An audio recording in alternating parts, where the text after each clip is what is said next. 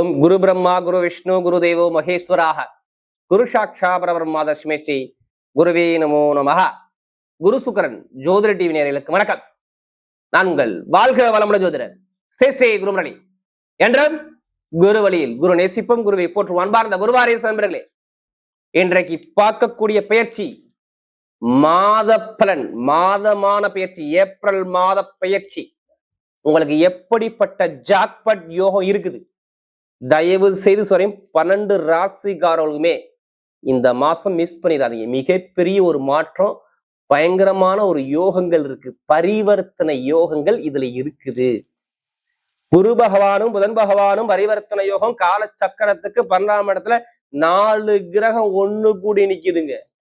இது மிகப்பெரிய ஒரு மாற்றத்தை கொடுக்கும். ஏன்னா குருவுடைய வீட்டுல, குரு பார்த்தால் கோடி நன்மையான வீட்டுல, மீன ராசியில 4 கிரகம் ஒண்ணு கூடி பலமா உட்கார்ந்துருக்கு.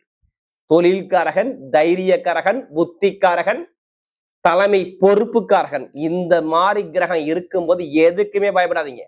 யாருடைய ஜாதகத்துல குரு தசையா, சனி தசையா, சனி புத்தியா, செவ்வாய் புத்தியா, புதன் புத்தியா, எந்த புத்தி வந்தாலும் இந்த வீடியோ மிஸ் பண்ணிடக்கூடாது. கடைசி மட்டும் வீடியோ பாருங்க. உங்களுடைய நட்சத்திரத்தும் கண்டிப்பா ஒவ்வொரு விதமான பலன் இருக்கு. கண்டிப்பா ஃபர்ஸ்ட் வாட்டி குரு சுக்கிரன் ஜோதிட டிவி பண்ணா கண்டிப்பா எல்லாருக்கும் ஷேர் பண்ணுங்க. அது இல்லாம ஃபர்ஸ்ட் வாட்டி பண்ணா கண்டிப்பா சப்ஸ்கிரைப் பண்ண. அன்பார்ந்த மீன ராசி என்பர்களே, பொதுவாக மீன ராசி காலபுருஷனுடைய 12வது ராசி தான் மீன ராசி. எப்படி? கால சக்கரத்தின் 12வது ராசி மீன ராசி. நல்லா பாருங்க, இந்த ராசியில பிறந்தா பயங்கரமா அறிவா யோசிப்பாங்க.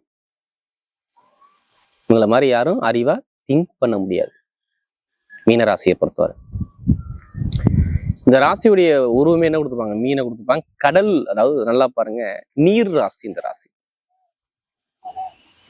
அப்ப கடமை, கண்ணியம், கட்டுப்பாடு, யாருக்கிட்ட எப்படி பேசணும், யாருக்கிட்ட எப்படி பண்ணணும், எதுலையும் ஒரு அமைதியா போறது, பொறுமையா போறது, எல்லாமே மீனராசி நம்ம சொல்லலாம். பயங்கரமான டேலண்டான குணம் இருக்கும்.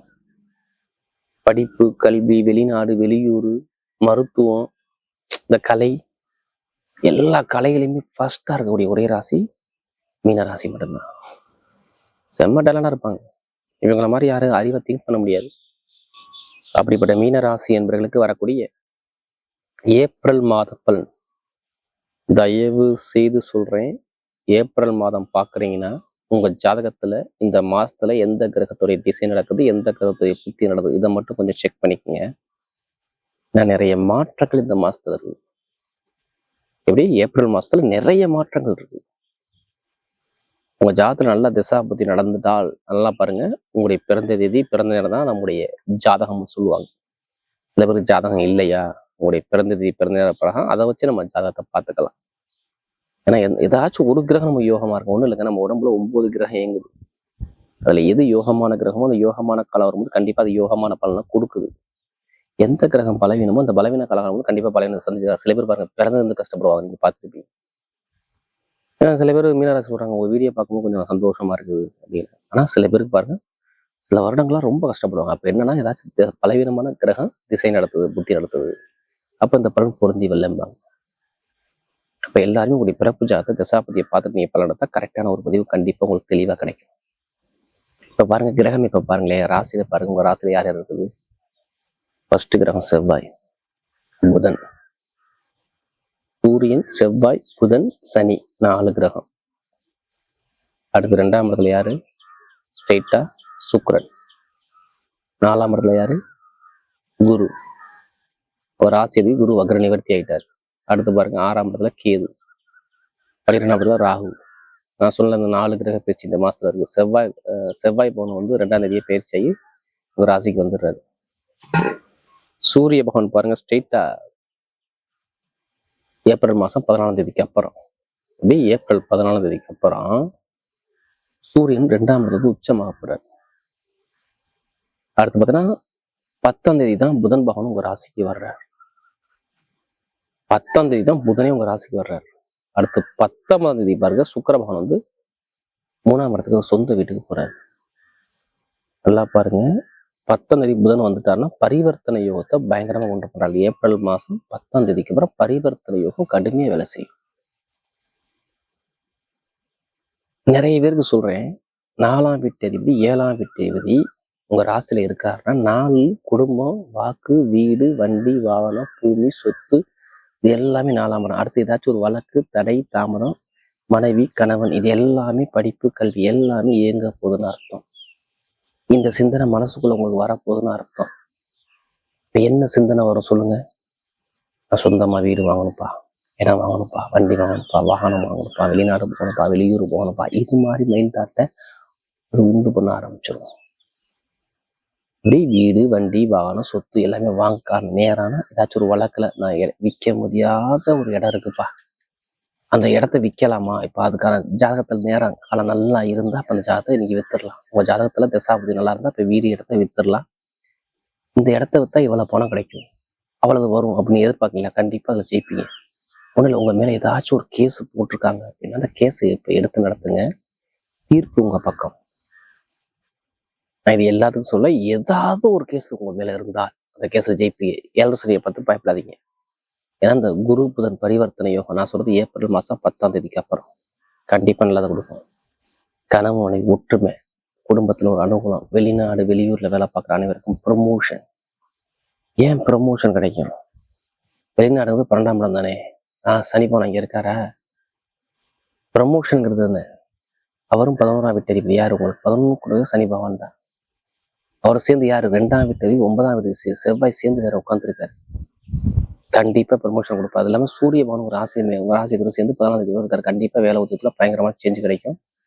இந்த விசா பிரச்சனை, சொந்த குடியுரிமை பிரச்சனை எல்லாமே சரியாகும். எந்த பேங்க்ல போய் நீங்க லோன் கேட்டாலும் லோன் கிடைக்கும். கேட்ட இடத்துல கடன் கிடைக்கும். அவ்வளவுதான் முதல் விஷயம். கடன் பிரச்சனை, பகை பிரச்சனை, எதிரி பிரச்சனை எந்த ஒரு வழக்கு இருக்காது, நல்ல ஒரு மாற்றம் கண்டிப்பா வேலை செய்யும். சகோதர உறவு, சகோதரி உறவு, தாய்மாம உறவுல ஒரு விரிசல் பிரச்சனை இருந்தா சரியாகும். தொழில நல்லா என்கரேஜ் பண்ணி கொடுக்குற, புதுசா தொழில் ஆரம்பிக்கணும்னு ஆசை இருந்தா ஜாதகத்தை பார்த்து 7 சனி நல்லா இருக்கா, 7 சனி ஆரம்பிச்சிருக்கா, சனி பவன் நல்லா இருக்காரான்னு பார்த்துக்கிட்டு தொழில் ஆரம்பிங்க. ஏன்னா குரு வக்ர நிவர்த்தியாகி இந்த பரிவர்த்தனை யோகமாகி 10ஆம் இடத்தை பார்க்கலாம். தொழில் உத்தியத்துல பயங்கரமான லெவல்ல கொண்டு போயிடுவார். கமிஷன் வியாபாரம், ஆசிரியர் வேலை பார்க்குறவங்க, மருத்துவத்துறை, இரும்பு சார்ந்த வேலை, நெருப்பு சார்ந்த வேலை, ஷேர் மார்க்கெட்டிங் இதெல்லாம் சூப்பராக இருக்கும். குழந்தைக்கான ப்ராசஸ் நிறைய பண்ணுங்க, கண்டிப்பாக குழந்தை பாக்கியம் கிடைச்சிரும். நகரை வச்சிருக்கவங்க இது எல்லாமே நல்ல ஒரு மாற்றத்தை கொடுப்பாரு. அப்ப எந்த ஒரு கெட்டது நான் சொல்ல முடியல யாருக்கு? மீனராசிக்கு சனி பவன் நல்லா இருந்துட்டா இப்ப எல்லாமே டாப்ல போய் இருப்பீங்க. படிப்பு, கல்வி எல்லாமே சூப்பரா இருக்கும். நல்ல ஒரு மாற்றம் தான் கொடுக்க போறாரு. அப்ப நல்ல கிரகம் நல்லா வேலை செய்து அப்ப ஜாதகத்தை பார்த்துட்டு நீங்க முடிவெடுங்க, கண்டிப்பா நல்ல ஒரு மாற்றம் இருக்கும். உங்க ஜாதகம் ஏதாச்சும் தோசை இருக்கா மட்டும் பார்த்துக்கோங்க, அவ்வளவுதான். இது எல்லாமே நல்ல ஒரு மாற்றத்தை கொடுக்குறாரு. பெண்களுக்கு மிகப்பெரிய வெற்றி கொடுக்குறாரு. இப்போ லாட்ரி சீட் எடுத்தீங்கன்னா கண்டிப்பா வெளிநாட்டு உள்ளவங்க எடுத்து பாருங்க, கண்டிப்பா அடிச்சிடும். அதுக்காண்டி அதிலேயே பணத்தை போட்டு வரைய பண்ணாம ஜாதகத்தை பார்த்து பண்ணுங்க, உங்களுக்கு வெற்றி நிச்சயம். இப்ப நட்சத்திரம் அப்புறம் பார்த்தீங்கன்னா ஒரு முதல் நட்சத்திரம் என்ன வரும்? ஸ்ட்ரைட்டா புரட்டாதியத்துல பிறந்தவங்க. ஒரு பொறுமையான குணம், அமைதியான குணம், அனுசரிச்சு குணம், தன்மையான குணம், ஒழுக்கமான குணம் உங்கள்ட்ட நிறைய இருக்கும். எது வந்தாலும் பயப்படாதீங்க, நல்ல விஷயம் தேடி வருது.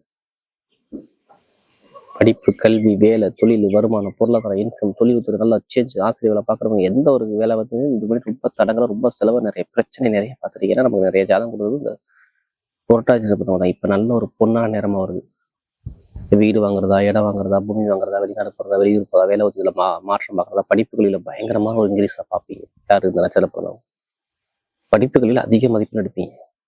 கல்வி நிறுவனம் சூப்பரா இருக்கும். நல்ல ஒரு மாற்றத்தை பார்க்கக்கூடிய நேரம் தேடி வருது. அடுத்து உத்திரட்டாதியில பார்த்தோம், நல்லா உழைக்கக்கூடிய திறமை நிறைய இருக்கும். உங்களை மாதிரி யாரும் உழைக்க முடியாது, திறமையான உழைப்பாளிகள் உத்திரட்டாதி லட்சத்துல பிறந்தாவே. இனிமே எல்லாமே சூப்பரா இருக்கும். எந்த காரியம் எடுத்தாலும் சரி உத்திரட்டாதி நல்ல ஒரு மாற்றம் தேடி வருது. ஏன்னா 7 சனி புளிஞ்சி எடுக்குது. லாபம், வருமானம், பொருளாதாரம், இன்கம், வேலை, தொழில், நிறைய கஷ்டத்தை பார்த்து நிறைய துன்பத்தை பார்த்து யாரும் இனிமேல் பார்க்க மாட்டேங்க. படிப்புக்கு நல்லா இருக்கு, லாப வருமானம் இருக்கு, பொருளாதாரம் நல்லா இருக்கு, இன்கம் நல்லா இருக்கு, வீடு வாங்குறது, இடம் வாங்குறது, வண்டி வாங்குறது, வாகனம் வாங்குறது, வெளிநாடு போறது, வெளியூர் போறது, தொழில் பார்க்கறது, படிப்புகள் எல்லாம் இன்க்ரீஸ் ஆக எல்லாமே சூப்பரா இருக்கு. நினைச்ச காரியம் வெற்றி. உத்திரட்டாதி நட்சத்திரம். அடுத்து ரேவதி நட்சத்திரம். பயங்கரமான புத்திசாலி போகணும். யார்கிட்ட எப்படி பேசணும், யார்கிட்ட எப்படி போகணும், எந்த காரியத்தை எப்படி பேசி பயங்கரமா அறிவை சொல்லுங்க. இனிமே உங்க அறிவிக்கத்த அனுபவம் தேடி வருது. எந்த காரியம் எடுத்தாலும் சரி, ரேவதி நட்சத்திரம் எதுவுமே பயப்படாம இறங்கி அடிக்க உங்க பக்கம் வெற்றி நிச்சயம். படிப்பு, கல்வி, வேலை, தொழில், உத்தியோகம், வெளிநாடு, வெளியூர் எல்லாமே சூப்பராக இருக்கும். ஐடிஐ ஃபீல்டு, பேங்க்ல வேலை பார்க்கறவங்க, கொஞ்சம் நண்பர்கள், கூட்டாளி, கொஞ்சம் புதன் நீசமாகும் போது சில பேருக்கு கொஞ்சம் பார்த்துக்கணும். உடம்பு ஆரோக்கியம், உடைய குடும்பம், வருமானம், நண்பர்கள், கூட்டாளி, நிறையாச்சும் ஒரு வேலை தொழில்நுட்பத்தில் ஒரு குழப்பம் தடுமாற்றம் இருக்கும். ஆனால் பெருசாக பார்த்திக்காது. தசாபத்தினால தான் எல்லாமே யோகமாக மாறும். ஐடி ஃபீல்டில் உள்ளவங்க, மெக்கானிக்கல், அடுத்து பார்த்தோன்னா பேங்க்ல வேலை பார்க்குறவங்க, ஷேர் மார்க்கெட்டிங், கமிஷன் வியாபாரம் எல்லாமே சூப்பராக இருக்கும். இங்கே எந்த காரியம் எடுத்தாலும் சரி உங்கள் பக்கம் வெற்றிகள் தேடி வரும். யாரும் இந்த ரேவதி நட்சத்திரம் எல்லாமே ஒரு பொன்னான நிறமாக கண்டிப்பாக அமையும். வரக்கூடிய ஏப்ரல் மாத பலன் மீனராசியை பொறுத்தவரை மிகப்பெரிய ஒரு வெற்றியுள்ள மாதமாகவே அமைகிறது.